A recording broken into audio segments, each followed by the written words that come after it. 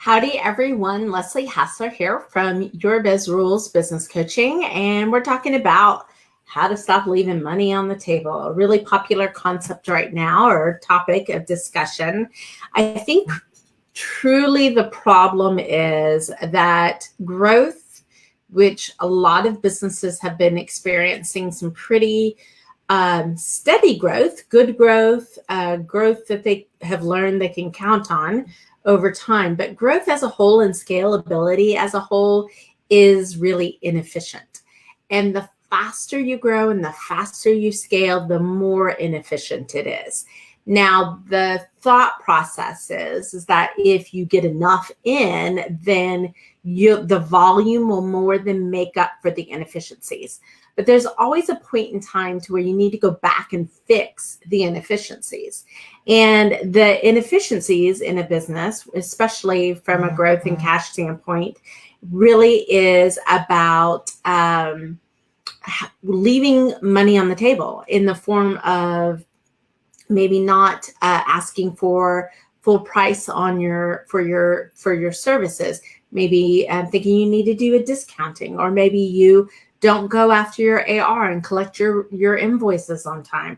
Maybe you're afraid of the ask. Maybe you don't implement cash forward strategies.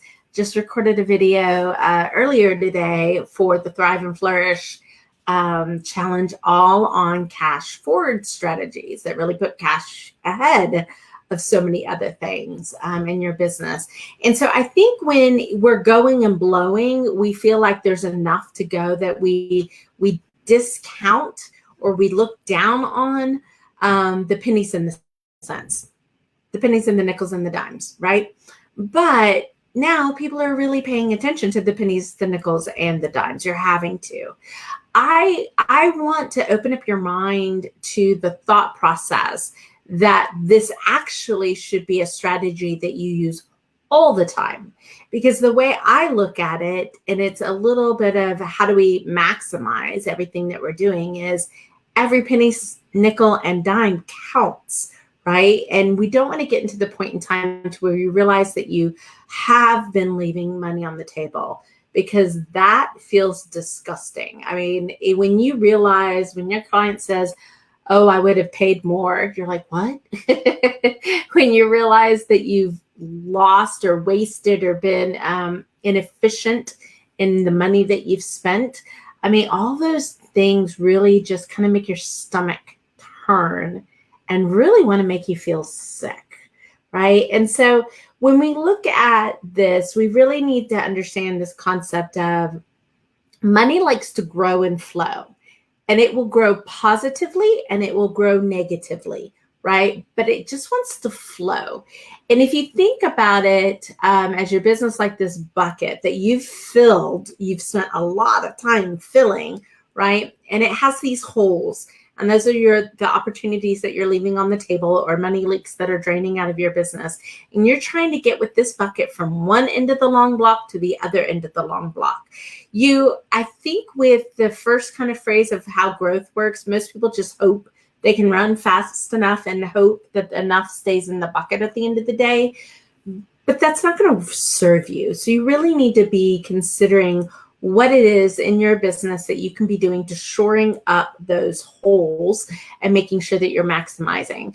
So one of the things that we'll be talking about in the Thrive and Flourish 5-day challenge is cash generation.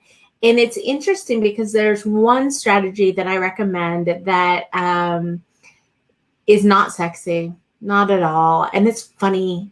Some of the most effective, highest result producers are not sexy. They're not complicated. They're not sexy. They're actually easy.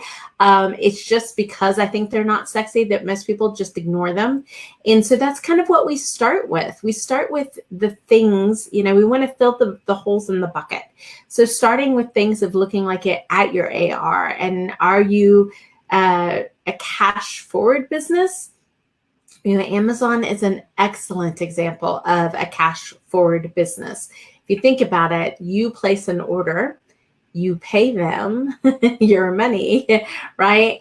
And then if it's in their warehouse, they'll turn around and pay the vendor that they're using to do that. It's interesting though, there's always a delay. I mean, there's none of that's instantaneous. And if you think about it, they're using your money as a bank almost before you receive your goods. So you as the consumer receive the goods second and they receive the cash first. Well, that can happen in nearly every service-based business. While I will say there are some models that it does not work in, there's still some strategies that you can put to use no matter if what your industry is. And I was thinking specific of like governmental, doesn't quite work like that. But there's some other strategies that you can do, such as getting paid to build it. You could do another strategy that we use a lot is getting paid to market. My favorite strategy in the whole world, right? But all of these are about pushing cash forward. And that's one of the ways when you can cash forward in your business, it's one of the ways how you stop leaving money on the table because you're able to get maximum value of those dollars without having to output your own money in some ways. So it's a using other people's money to grow your business. And so we've talked a lot about funding. I talked about debt earlier this week. There's just so many pieces and parts to this puzzle, and every business is going to be just a little bit different. That's why I've never prescribed to a one-size-fits-all approach with businesses. It's really about understanding what makes good business sense, where the good strategies are, what works, how to tweak, how to customize, all of those things, and have those conversations so that we are learning from each other. So I want to let you know there's only 4 days left to register for our Thrive and Flourish Challenge. It's going to be 5 days, and we're talking about this stuff. We're talking about what are the strategies that you need to be putting into your business so you're not leaving money on the table. And we're talking about how do you track that? How do you manage that? I just spoke with an organization in San Antonio the day before, and they were asking me to come in and speak on cash flow. And they said, well, how is yours going to be different than anybody else's? I said, well, easy.